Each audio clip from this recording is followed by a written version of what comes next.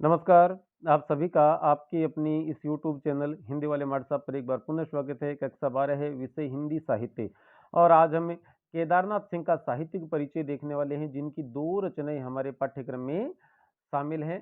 अंतरा नामक पाठ्य पुस्तक में एक लंबी कविता बनारस और दूसरी बहुत ही छोटी कविता दिशा, लेकिन दोनों ही महत्वपूर्ण हैं। आकार पर नहीं जाएँ हम, सीधे यदि उसके महत्व पर देखें, उसके संदेश पर देखें तो दोनों ही कविताएँ अपने आप में बेजोड़ हैं।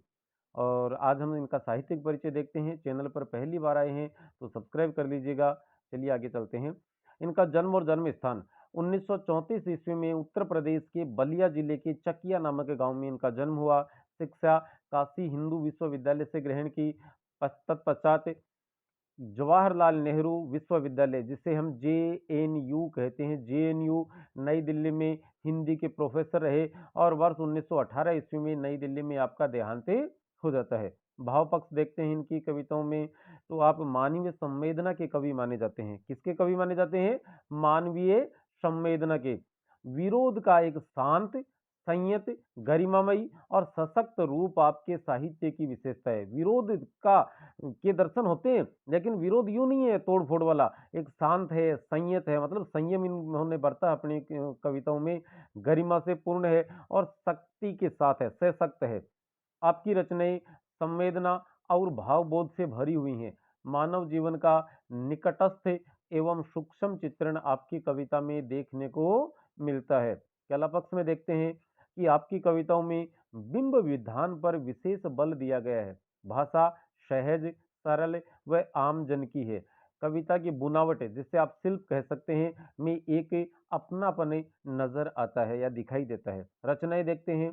काव्य संग्रह इनके अभी, बिल्कुल अभी, जमीन पक रही है, यहाँ से देखो, अकाल में सारस और बाघ। कहानी संग्रह कब्रिस्तान में पंचायत और ताना बाना नाम से इनका एक और संग्रह, कविता संग्रह प्रकाशित हुआ है, जिसमें हिंदी की कविता न होकर विभिन्न भारतीय भाषाओं की कविताओं का हिंदी अनुवाद है। मतलब क्या है? अलग अलग भाषाओं के जो भारत में बोली, पढ़ी, लिखी, सुनी, समझी जाती हैं, उन भाषाओं में लिखी हुई महत्वपूर्ण कविताओं को इन्होंने हिंदी में अनुदित किया और उसके पश्चात ताना बाना नाम से एक संग्रह में प्रकाशित करवाया। पुरस्कार और सम्मान में बात करें तो अकाल में सारस नामक कविता संग्रह पर 1989 ईस्वी में आपको साहित्य अकादमी पुरस्कार मिला था। कौन सा पुरस्कार? साहित्य अकादमी। किस रचना पर? अकाल में सारस नामक रचना पर प्राप्त होता है। तो आज की इस वीडियो में फिलहाल इतना ही। अगले वीडियो के साथ फिर आपसे मुलाकात करेंगे। तब तक चैनल को सब्सक्राइब करें और अनुमति दें। नमस्ते, शुक्रिया, जय हिंद।